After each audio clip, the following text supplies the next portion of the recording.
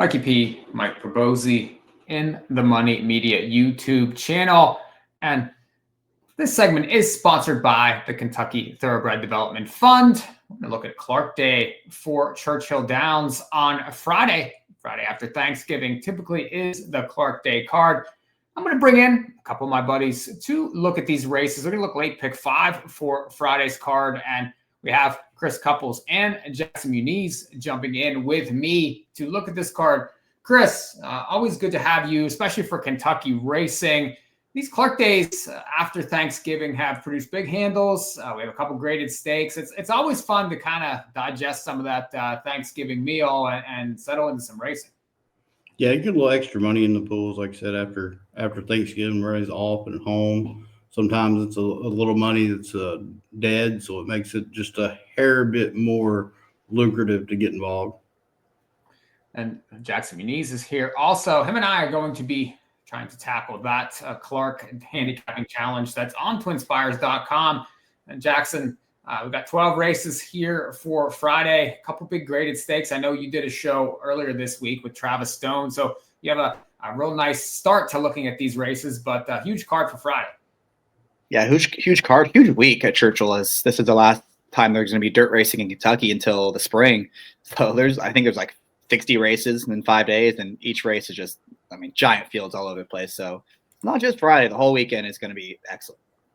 We certainly appreciate the KTDF for sponsoring these shows for us. We're going to jump right into this late pick 5 for Friday at Churchill. Starts in race number 8, 4:25 Eastern. Now, the first race on Friday is at 1 p.m. We have 12 races, but this pick 5 is a nice, really, I think a good opportunity, especially if you're looking to cash in with some bigger fields here. And it starts in race number 8, 6.5 furlongs to kick it off. Chris, this is a starter allowance type race here for horses that have raced for 30,000 or less. How are we going to kick it off? Oh boy, anybody that played Claiming Crown Day, they know how tough these starters can be. This race and the next, I'm pretty spready. I'd like to use the 4 Miss Ellie. She got a perfect trip last time at Keeneland, but opened up late. You go back to the summer where she had solid races behind Strong State and Reputation, who both went on to place in graded stakes. Creative quality gets a obvious jock upgrade, which will bring your price down. I rode this horse for Eric Foster back in April, first off the claim, ran decent enough, then had some trouble in May. Then really had no excuse last time other than he ducked out really bad at the start of the race, but recovered. Miss Ellery, she'll sprint for the first time on dirt with Lasix. She took a step forward back in July off the claim. She's hit 5 straight second place finishes. Definitely one that'll probably be a little over bet, and it may be too sharp, but I have to use it in a race that's kind of wide open. And the 8 Mesa California is the best of the returning group of that November 7th race with creative quality. I want that one too. Nothing strong in there, just trying to cover my multi, but if I play a pick 5, I want them 4. So, Chris, real quick, what's your take on a horse like Miss Ellery, those 5 straight second place finishes? Now, this is something a little different for her. She drops back to 6 furlongs, and the replay of that race, obviously, you can't see because a horse went down in the stretch there. But I thought that was a pretty nice race last time on November 15th. They're right back in here. Now they're switching to 6 furlongs. Whenever you see a horse finishing second a lot, now, do you think that maybe that switch up, they're just trying to find the right answers for this one, or what's your take there? I think that people put too much emphasis on, hey, this horse don't like to win. Well, look at most time in cases like this, you have a horse that has ran 5 straight seconds. Look at what everybody else has their last 5 races. They might have won one, but then they're 4th, 5th, 6th, and the other ones or what have you. Horses like this pay their way. They're going to find the right group eventually, and this may be the time. And Lauren Robson, small barn, a lot of attention to their horses. I've seen her produce some pretty nice horses in the last year. I definitely would not leave this horse off. The only reservation I do have is the 2 weeks rest. I think 2 weeks is plenty, but most of these horses ain't accustomed to that these days. Jackson, what's your take? Chris, very spready in here. I would probably be the 7 and the 8 from my standpoint, but very wide open start to this. Agreed. I think there's a lot of depth to this field for sure. And this isn't a race where I want to talk anyone off of any kind of opinion in here. I am going to use 3 horses. Mez California would be my top pick in this spot. Her last 2 races, she's been trying to close into really soft paces and running well to finish second, I thought, in each of those efforts, especially the most recent effort at Churchill Downs. She was chasing home Brooklyn Drew, who was the favorite that day, got a really easy lead. And I thought she did well to try to close the gap on that rival to finish second. So seems like there could be more pace in this spot. If she gets more pace, I think she's the most dangerous off the pace horse. I think the one is also a little interesting, though, on the rail. Color Me Cairo. I didn't love the trip she had last time. She was always in a tough spot in between horses, battling on a pace that fell apart late. She won the pace battle from a difficult position. Just wasn't a trip that I really loved. She does need to get a little faster, but I think size could be able to work out a trip from the rail, hopefully. And then I'm also going to use a 5, High Summer, at a price. She's 10-1. There could be a lot of pace in here, but she's really the only confirmed front runner. We know she's going. We don't know what everyone else is necessarily going to do. And when she does make the lead on her own, if you go back to her races 3 and 4 back, she's very dangerous and capable of running numbers that are fast enough to win this thing. So if she's able to get loose, I do want her on some tickets. Yeah, pretty wide open race there. And this looks like a typical, this is like almost like a numbers of 3 type with a bunch of horses that have had plenty of starts, lots of seconds and thirds and things, most of them, actually all of them with 2 lifetime wins. So lots of different ways you can go. The board can tell some stories. We'll kind of wait for scratches too. Definitely wide open start to that pick 5 on Clark Day Friday at Churchill. Race 9 goes straight back to the dirt, and it's a 2 life now, 7 furlongs. Jackson, another pretty tricky race. I'm curious to see if you're spready here or can you shrink down? Kind of in the middle here. This is another race. I think I agree. It's very difficult, and I wanted to do a little bit of price shopping in here. So I went to the outside, number 11, Galpin Sunday. This is a horse I bet a couple times at Indy. And the last race came against, it's probably tougher than what he's facing here. He ran okay, had a tiny bit of trouble, nothing crazy in there, but ran okay in that spot. The race 2 back, I think you do toss. It's a weird race where he was supposed to be the speed. It was a wet track. He broke through the gate before the race. I actually bet him that day and then canceled my bet. So just chuck that race. He had no shot after that. But when he's 4th place and he gets to establish the lead, he's very dangerous in a race like this. And outside of the 3 who comes off of just a maiden victory last time in the slop, I don't see a whole lot of speed in this race. So I think he's going to be one that's going to be running aggressively from the outside, going to be put into the race. And at 12-1 in a race like this, where I don't really trust anyone, I think that's a pretty fair price on him. And I guess as far as backups, linebacker, I think is a little interesting. Again, just another price horse dropping in class. And then the 1 Mammut is another one I thought was a tad interesting. Just lightly raced, potentially still improving. 3rd start off a brief freshening. And just a race where I do want to be a little wary of the favorites in this spot. So real quick, and I just want your take here on the 11, just that race last time in Indy. What was your take on the stretch drive there? Because it seemed to me, and I could be wrong about this, but just watching that, it felt like the jockey sort of, I don't know, it kind of raced in spots a little bit there. Like he knew he was going to get 4th, and then he kind of battled it out to get that 4th place right late.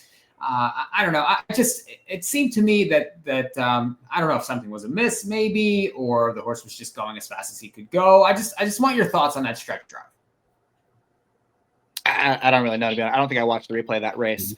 But just looking at this field again, it just seems like a race where I want to be price shopping in this race. I don't trust the favorites at all. And I think if he runs one of his better races, he is capable of winning this thing. I think you put that nicely, Mike. In my words, that was a half-ass effort on the jockey's part, and the horse should have been 3rd at least. I know basically he got a bad ride followed by a bad effort in the stretch. Yeah, it was. I mean, I hate to call that out, but I definitely did see something there with the 11, and it's a horse that I think you can include off of that, especially with the jockey switch. Chris, what's your take here? I was spready, but I think you definitely can include the 11 off that race. Yeah, I'm very spready. The way I'm going to approach this is there's a horse in here I might single and another one to depend on money taken, and I'm either going to play them 2. I'm going to spread like a caveman, or I'm going to take all my money and put it in this pick 3. It'll mainly depend on scratches and the horses taking money. Luckily, we'll be able to see the doubles, from the prior race.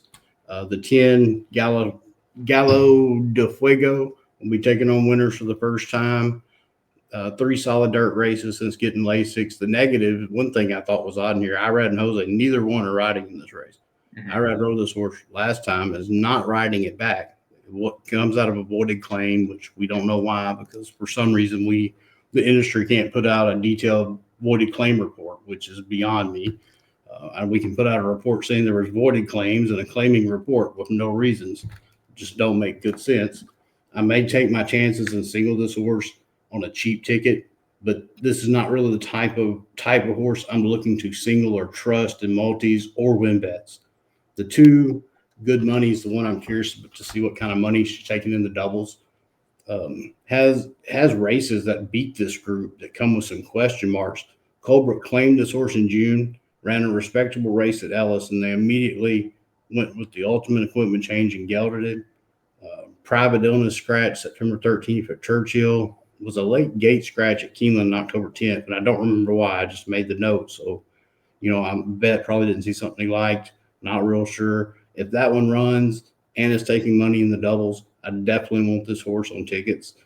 And I'll run down these other horses that I'm not excited to bet any of them, but I can tell you a reason to use them. The 3 is going to be over bet, taking on winners for the first time. The track was very slow last time. So them figures, I would not trust them figures. I don't trust the figures I made because there's not been enough horses to run back that day to get an accurate gauge of what the track variance should be, in my opinion. There are some horses coming out of that race that are running today. We're recording this Wednesday, the 26th. Those horses are going to run at Churchill. That'll give us a little idea. Aircav ran a decent race on Claiming Crown Day versus very, very tough horses. Major Dax had a solid 2-year-old debut sprinting and then tried a route. Weather pending, this will be the first time this horse runs on dry ground with Lasix. If I was spreading, using him, linebacker Jackson mentioned his 2024 races bury this group. I can go back to the August 18th, September 14th. He kind of all of a sudden has a slow braking issue. Had a bit of trips in both of those, but last time was absolutely awful. Like never ran a step. So, do with that what you will. The 9 is going to probably get over bet, dropping in for a tag for the first time. He's going to try to get the 7 furlongs. Lannery's going to drop this horse out the back. Going to have to come a trip. And then we talked about the 11. I don't know if I'm playing a pick 5 for and investing much, I've got to have all these horses. So my other option is the cheap ticket, take my chances, or I'll probably wind up in the pick 3 where there's better value. I like good money. I do think we were talking about this off air, Chris, with this jockey who I was unfamiliar with, but I looked this jockey up, and he's been racing in Brazil actually, and just a couple of stats on him. At least 310 wins in 1,915 starts there, with 596 places. So this guy's getting horses to get to the wire first and second with limited amount of starts. They show up here and show up on this horse. I do think that this one is quite interesting in this spot. If you look, there's speed. You mentioned the fresh gelding. There's just things to like for me, and I think you could get a little bit of an increase in price given the unknown jockey in the spot. We'll see. Maybe he's going to break sharpen and keep on going here. But I do, like you said, I think that there's merits to the 3. I like that race last time. This horse was 15-1 and raced very well on a sloppy track second time out. So improvement there. It's Asmussen. Now they land in this spot where that this is where this horse most likely fits after, claiming for 20. So they're out on this horse already. I think that one is a use. The 4 faced way better last time. Jackson mentioned the 7, and then we talked about the 11. So those are all horses that I would also need in this pick 5. Very tough. And you're also kicking off the pick 4 there on Friday at Churchill. Jackson, probably not a race we're going to be looking to play in the contest. No. Race 10. Grade 2, Mrs. Revere Stakes. Mao in a 16th. Chris, I'm going to go back to you here, and you have Lush Lips 7-5. She looks every bit 7-5 on paper to me. The rest of these horses, I do think Fast Market probably won't show up in here after winning on November 23rd. I could be wrong about that, but if that one shows back up in here, would be an interesting entrant. Lush Lip is the class. She's an inside post. Can they beat her? Do you like anybody else? I like a couple others, but I'll start there. And the new owners are going to be looking to recover about 3% of their purchase price from last month. Whoever sold that horse should get a big attaboy, because that was one heck of a sale. When I first started handicapping this race, I really thought I'd end up being against, but it's just hard to until she's tactical. 4 for 7 since moving to Walsh's barn. 2 of those 3 losses came against what I think is the best 3-year-old turf filly, in the States in nitrogen. I think she wins the Del Mar Oaks if she don't get into traffic, gets an inside draw, is probably going to set right off what I assume will be the leader in Classic Q. Classic Q has the best races going this distance on the grass when she's on the front end. Last time, I know she broke a little slow, but it's almost like they purposely raided her back and still ran a big-time race. Well, there's not a lot of speed in here. Lush Lips will probably tuck in right behind Classic Q, and then let's see if Classic Q can outfinish her. I don't think she can, so definitely got Lush Lips on top. The 10, Pretty Picture, may run into an issue here with the lack of pace. The debut at Monmouth, I know that was versus maidens, but this is one of them races where watching replays is essential, and the majority of people don't watch replays, period. And the ones that do, they might go back and watch the last race. They don't go back prior. I know this horse beat probably nobody that day, but just saved ground on the rail, cut the corner, had no lane, used the gap to make up 6 lengths. And instantly she turn of foot was there. And then last time she went on the dirt. And last time at New York, I don't think she was winning that race, but had to slightly change lanes late, would have been a bit closer. And that came behind Ready for Candy, that was her 3rd win in a row. Fast Market, who is a neck from being 3 wins in a row since taking the blinkers off. 2 very good horses. And yes, Fast Market's not coming. That would change the whole race. So I can't say she's not coming, but I would say the odds of her shipping is about 1%. Mm-hmm. And then underneath, Into the Stars, I can see running 2nd, but I don't see this horse beating. This horse has got to improve a lot.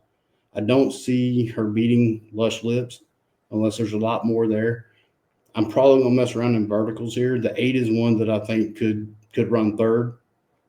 If I get one of the main 3 to scratch, that'll really let me hit these verticals hard. Yeah, it's an interesting race, especially underneath. And I agree on the 10. I think that one is intriguing, and you have Chad Brown showing up. You got Pratt showing up here, raced very well last time off Lasix, and that's another issue for a lot of these allowance type horses, have to show up and be off Lasix in here. You mentioned Classic Q. Well, I thought she did take a step forward last time, because she's not a horse that likes to be in and amongst horses, and last time she really had no choice. I thought she raced really well from off the pace, and it's a horse that I've always liked, but yeah, whenever she gets that trip, she usually doesn't race well. She definitely improved last time. So interesting look with Classic Q, but I think it's all about Lush Lips. Jackson, I know you're trying to beat favorites, so what say you here? I was kind of neutral on her. She's way the horse to beat, no doubt about it. I respect her. I think most people that are going to try to beat her will say she got a really good trip last time, a perfect trip. And it's true. She did get a perfect trip in there. The problem is she's probably going to get a perfect trip again in this spot, because there's just not a lot of speed. I think she's going to come running out of the gates, and whatever happens to her right is going to happen to her right, but she's going to be 3rd, a length or 2 off of it, and a perfect trip. So she's way the horse to beat. I don't necessarily love her. I would probably mess around with the 9 in the Stars a little bit. An improving type for Rusty Arnold. Ran really well at Kentucky Downs, won that race by 7, and came right back and backed it up at Keeneland against winners. She was ridden on the final turn like Saez knew she was tons the best, because he had the choice of going inside or he had the choice of going outside, and he decided to go 4 wide on the final turn and lose a ton of ground, and it didn't matter. She was still able to get the job done that day. Now, as Chris said, she does need to take a step forward in here, but it's 3rd off the bench. She's paired up those buyer tops. She's going to be somewhat forwardly placed. I think you can use her on top a little bit, and definitely underneath a horse like the 1 or even the 4. Now, does the Lasix issue bother you? I mean, obviously it's a concern. That race without Lasix back in September of last year was, obviously not very good. Got Lasix and improved right away. So something to definitely consider on that one. Yeah, it's a question mark, but I don't want to put too much stock in just the one race. It was in the slot, it was from the rail. Right. Inconclusive, I would call it. So hopefully she takes to it. Are we done here? Anybody else? Any thoughts on the Grade 2 Miss Revere Stakes? Anything else we want to move to the Clark? I'll just say I thought Bracelet was a tad interesting too. She hadn't run in a long time and was really impressive. She won the race very decisively. I would be more concerned about her with the no Lasix thing, because when she went off Lasix twice at Turfway, she wasn't nearly as good. So that would be my big concern with her. But if she's another one that she takes a step forward in here, she could be tough as well. One thing I will say about her, and I'm glad you brought her up, she did take maybe, a step back off Lasix at Turfway, but that White Rocks race back on February 21st, totally against the racetrack there, no chance. And then Bless the Broken raced very well in the Oaks, ended up second actually in the Oaks. Yeah, I could look that up, I guess. Second or third. Yeah. I think second. But, so she was third actually in the Oaks. So, I mean, she came out of that race to race very well. So, and it was interesting that usually you don't see horses win off the kind of trip that she won with on the grass. Now, Pratt doesn't show up here. He shows up on the 10 in this race for Brown. So that's another factor. But just another one that probably is close to the pace. And if she's okay off Lasix, they've tried her in some pretty ambitious spots. Just another interesting one there. In that Grade 2 Mrs. Revere on Friday. Go to race number 11, and it's the day that gives, it's the race that gives the day its name, as Pete would say, the Grade 2 Clark Mao and an 8th here. And we had quite the spirited discussion, Jackson, yesterday about some of the odds in this race. I know that, you and I are going back and forth about where we think Rattle and Roll will be, where we think maybe Magnitude will be. Let's talk about the race and how you think that the race gets bet. Yeah, great race. This field came up really strong this year. I think you got an exciting group of some of the second-tier top 3-year-olds and the second-tier top older horses, and it's going to be a good race. And I went to the 9 Magnitude. I think he's just the most consistent horse in this race. He's consistently run faster than everyone else outside of the Travers, where something happened. He didn't run his best race, but 3 of his last 4 races would beat these. And he's an improving type. He's drawn well. I like the outside post for him. And I like the race at Parks last time when he showed a new dimension, because before he needed things completely his own way to run well. Last time he didn't get that. He had to run behind horses. He had to take dirt, and he still was able to finish and weave his way in out of horses late and ran second behind Baeza, who's, would be the favorite in this spot. So I think I like when horses finally show that new dimension. He's going to have options now from this outside post. And he's the one that's still somewhat lightly raced compared to these older horses. He could theoretically take another step forward in this spot. So if we are able to get 9-2 on him, I think that's more than fair price in this spot. But this is a really good race. I mean, Chunk of Gold's improving. Gosker's improving. It shows in good form again. I don't know what you do with First Mission. Just a lot of options in this spot. It's a good race. Now, how do you envision, let's go back to Magnitude, and what kind of trip do you think he gets? Because he's excelled and really run his best numbers when he's able to go out and dictate the races. I don't know. Outside post here, is he going to go? I mean, I know he raced better last time from off the pace. New jockey, though, and Jose Ortiz has ridden this horse in the past. What's your ideal setup? I mean, if you bet this horse, do you want him on the front dictating, or where do you see him? I mean, ideally, you get the front somehow. I don't think he's going to get the front here. I think you just come out of the gates running, and you take a look to your left after the first 100 yards and see what's going on. Try to tuck in at some point, save a little bit of ground. You don't want to be 4 wide on this racetrack usually at Churchill Downs. So just play the break, be somewhat close to the pace, and go from there. Stay out of trouble.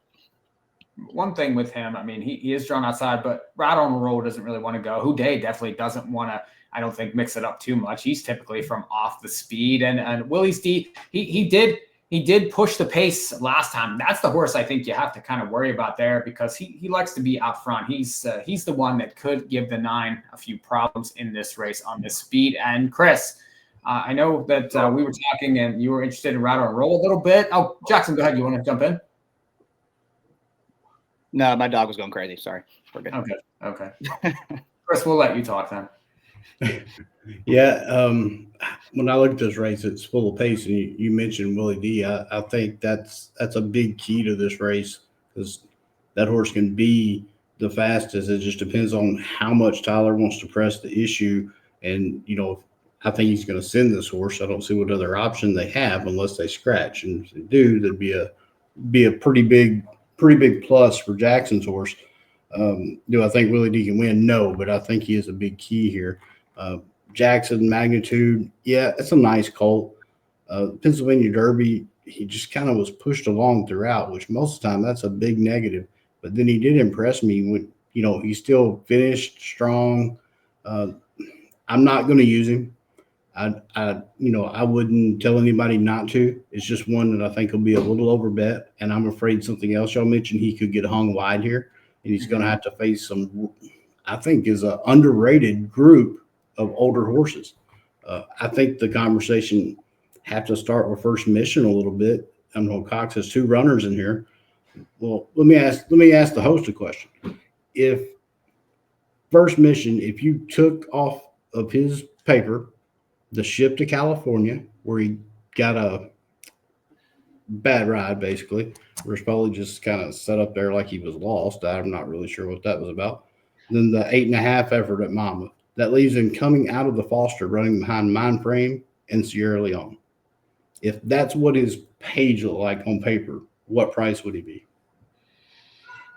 I'd say under 3-1 with Pratt. But it's hard to ignore those last 2 races. I mean, you mentioned what if this or that, but I agree. He was 2.5 to 1 against Mindframe and Sierra Leone in the Foster, but then he lost the Island to Surface to Air, who was basically an allowance type horse. I mean, he won the Claiming Crown race here last year, ended up getting disqualified, but he lost to that horse at 1-9 and then shipped to California and was dreadful. So now I think the price comes up. I don't see him taking a lot of money in this race. I feel like that maybe the bloom's off the rose a little bit with him. So if you like First Mission, that 5 to 1 seems pretty logical, and it could even go up from that. And that's a lot of people that just do these shows to get out information. But when we talk about these things, it also helps us. That was one of the first things that popped in my mind when I looked at this race.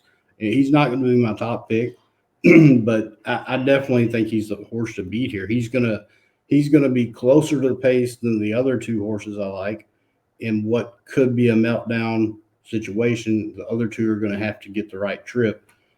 Hit Show arguably is the horse to beat, but I would put them a co horses to beat. On that trip last time, he saved every bit of ground, cut the corner, just hand rode to the 8 and then just tipped out and changed gears and just kind of went by everybody like that. He was the only horse in the race. So I think Hit Show is, definitely a must use here. But the horse that I thought ran better was Rattle and Roll. I'm going to back up to the Lucas Classic last September. Mikee P brought this horse off nearly a year layoff, ran a solid 3rd, which was a prep for, I think, the Hagyard Fayette at Keeneland. But this horse was training so well, he scrapped them plans, shipped this horse to California, and was on the A of the Breeders' Cup Classic and didn't get in. So we came back here, we'll just win the – I don't forgot what race this is now. Help me out here. Clark. Yeah, he just came back and won the Clark instead. Then they went on the little world tour, got a break, come back, kind of picked up the same plan. Went prepped into Lucas, went to Keeneland, where I guarantee you Kenny was not happy with this ride. This horse has a little bit more speed than that. He dropped way too far back, and then 3 to 4 wide entering the turn, he ended up closer to the outer rail than he was the inner at the quarter pole, and made a run down the center of the track. Kenny would rather save ground, get caught in traffic than lose, than to take a no chance deal like this and run an extra furlong than everybody else. I guarantee you he was not happy about that. Brian is not going to let this horse drop that far back, and he's going to try to save ground. Whether he gets stopped or not, who knows? And I do worry if Brian's 100%. Yet I know that was a pretty brutal spill he took with some severe injuries. Yep. And I know he's already took off a couple of days late in the card because he get a little sore, but he's going to save ground and try to get the trip I want. I'm going to play Rattle and Roll to win, and I'm probably going to use him underneath an Exactus. And if the show pool is off a little bit, I will jump in the show pool. Mm-hmm. I like this horse a lot in this race. And the thing about Hit Show, now he has 2 wins over this track, but he loves Keeneland. I mean, he's 3 for 3 at Keeneland. 3 starts, 3 wins, and he got his trip last time. Now, this is another horse that has a lot of class to him. I mean, he's able to win the Dubai World Cup. I know that, that wasn't the strongest version. He did beat Forever Young in that race, though. I think that goes a bit overlooked in there. I know that Forever Young wasn't his best, but he's still in the race, and he was still a big favorite in there coming off his Saudi Cup romp, and Hit Show was able to go over there and win. And now he came back. The Foster was sort of just an okay type race, and he wasn't bet in there whatsoever. He went to Mountaineer again and won again. And then, he showed up and won that race at Keeneland last year in this Clark. I mean, he's sort of going sideways in this stretch. I don't know that I want him in this spot. I definitely don't want First Mission. I don't want Hit Show, but I do want Rattle and Roll because I feel like that was a prep last time, and they come back into this race that they won last year. You get Brian back. You're going to get the right trip again. Plenty of pace to chase. He likes this racetrack. He has 4 wins over it. Even his little world traveling spree this year, he's made $1.4 million. So I'm really not for nothing here. I mean, he's been facing some of these top horses.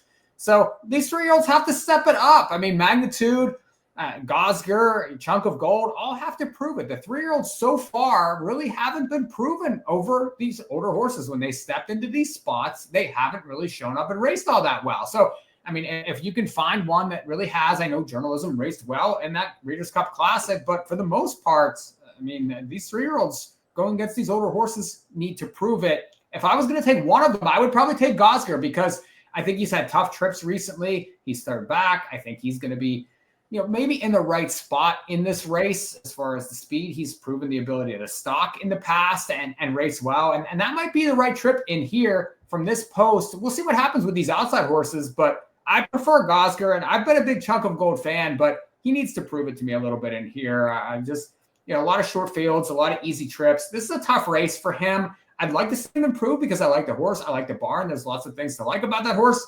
But again, he needs to prove it, and I don't know what sort of price is going to be. So Rattle and Roll and Gosger for me. If Magnitude wins, I get it. I think some of these other ones, have possibilities. This is a fantastic race. Jackson, back to you. Final thoughts in here. I know you like Magnitude, but any other ways you think the race can go?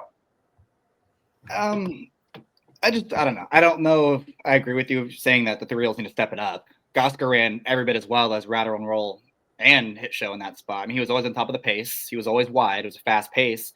I agree at the tip top of the market, the Fiercenesses and the Forever Youngs and the Sovereignties. Yeah, those horses need to prove it a little more. But at his level, we just saw Gosger run every bit as well as the top 2 choices in this spot. So I think as far as this race goes, I think the 3-year-olds are every bit as good, and it's going to be all price dependent for me in this race. And that's the key. As far as you guys go ahead. That's the key, the price dependent. I see this year after year, and by no means am I discounting the horse's ability, but I think, the Derby fever starts early in the year. People get attached to this 3-year-old. They bet this horse and they bet this horse. Now, the horse runs well, almost won that day. Well, now we're late in the fall and people get hung on these horses. Well, now they're facing a whole different, task ahead of them, facing older. And that don't mean they can't win, because we see one step up and do it. That's how we get these older horses that keep running forever. But I'm just not going to take short prices on 3-year-olds facing older. Right. That's fair. And that's what you should be doing. I mean, and not for just this race. You should be doing that for every single race. You should always be making sure you're getting the best of the price. Fantastic addition to the Clark. Certainly going to be must-see TV. 5:54 Eastern Time. Grade 2 Clark. I'd like to see that get jumped back up to a Grade 1. That would be nice. We'll see what happens with that. Race 12 to finish out this pick 5. Chris, maiden special weights. How are we going to get paid? Well, that's a good question, Mikey. When I see these maiden special weights at the end of a card on a big contest day, I'm usually smiling ear to ear and can't wait to find the horse I'm going to bet. This was not one of them days. The 3 logical horses in here all have reasons to be negative on them. So I looked and looked, trying to find somewhere else to go, and I couldn't find anywhere. The 4 Sea Vista, I think, it's going to go off favorite here. Deservedly so, running a couple fast races as a 2-year-old, gets Lasix today, solid debut at Saratoga. Got out of the gate badly at Churchill, came wide, running second. Now we're off a year layoff here, which don't really concern me as much that Brad scratched this horse November 8th out of a 6-horse field. If this horse was ready, I don't know why you would scratch out of a 6-horse field with that kind of purse. That was a big, maybe he had a fever, I have no idea. I think that's the horse to beat. Vital Mind, the 6, also ran a fast race back in March on debut, showed good speed, just kind of around one pace around the track. Maybe this horse has got, as he's got older, he's matured and grown, but I think he's going to have to find a way to finish. And the one-pace horses off a layoff is not something I get excited to bet. Mizzou, that's another one with a question mark. The October 3rd race at Keeneland, Jose rode this horse like I want to see a speed horse ridden. He run them off their feet and just got caught. And that was going 7 furlongs. They cut back to 6.5 last time, and this horse was absolutely awful. As soon as he got headed, he stopped. So which version are you going to get here today? The only other horse I would consider would be the 2 Pitkin. I might put him on some tickets. It's a half to Walkathon, who's a talented turf router. This horse showed plenty of talent prior to debut, working in South Florida. It's not raced since April. My concern is this might be a little too sharp. The horse that I'm fading that probably going to take a little money is the outside 10 in Fuego. And this horse could win. George Arnold's 21% in this spot. When he goes to Saez, it's usually a live runner. The thing that got me is I don't think they know what this horse is. They entered this horse October 22nd going long on the grass at Keeneland and elected to scratch. So, I don't think they know if he's a dirt sprinter, he wants grass. They're trying to find some things. Maybe he wins here, but he's going to do it without me. Jackson, your thoughts? Chris, he gave a pretty good rundown of a couple, especially a lot of the horses that are going to be bet in here. Who are you using? I think Chris and I see this race pretty similarly. I wanted reasons to try to beat these favorites and wanted alternatives. And the 10 was the one I really, really looked at. And Fuego, who took a lot of money on debut against a pretty good field, he just didn't run. I mean, it says he checked in the comment line. It was a very, very slight steady. And he actually found himself in a much better spot than he was previously. And he just didn't run. He was no good in that spot. So I guess he could take a step forward, but I don't need him in here. It feels like one of these 2 favorites is going to win. Either Sea Vista will be ready off the bench from off the pace, or Mizzou will get back to that good form he showed at Keeneland, because that Keeneland race was legit. It was a very good field. The run backs out of there have been excellent. No idea what happened last time. He was awful, but if he runs back the race 2 back, I do think he's going to win. And I do kind of view him as the horse to beat. So if he's going to be higher price in the 4, I would try to lean on him a little bit in this spot. But this is a difficult way to end the card. Yeah, it's difficult. I agree. I was 4-6. They paid $600,000 for the 6, and then came out of that race, and there's the work there worked okay, but then since then, has taken some time off. Now has been working back up to this race, and it's the right connections. We'll see what happens with that one. I do think, one that could certainly. I think the board might tell a story on that one as well. So that's another thing that we can consider. But when you're playing these multi-race bets, it's a little bit difficult. I agree with Chris with the 2. They started this horse going 7 first time out. So now you're going to come back and go 6. This horse is going to take money. People are going to see the Goskers, the Jimmy's Dailies in there. That Keeneland race that they stretched out, Shangri-La Road, Chillax, Fountain Lake, all pretty nice horses that this horse faced. And it's 3 starts. So I'd be curious to see how this one comes back. I think it's a little preppy and probably would want this one next time out. So 4-6 for me to finish. I can see the 8 also, but just that last one was a little too bad to be believed. We'll see what happens here to finish up Clark Day at Churchill. So keep in mind, you got the contest at Twin Spires. It's a $2,000 contest there that you can jump into on Clark Day. Of course, we're big supporters of Twin Spires contest, and we appreciate the KTDF certainly for sponsoring these shows, and we can get into this Kentucky racing. Churchill coming to a close here this weekend. We're going to head the Turfway, and Jackson, I know that's one of your favorite spots. You're probably licking your chops over there. I can't wait. It's gonna be awesome. I love that track. It feels like it's a lot of people don't understand it, and that's where you get a lot of opportunity to find some nice scores. So I'm excited for it. Chris, final thoughts here. I know you'll be firing away at this Clark, and I know you love Kentucky racing, but maybe not turfway some. I like turfway till it starts freezing and thawing out, and then it just loses me every time. And I could be wrong 10 races in a row. It never fails. And I'm still a little sore about NHC this past year.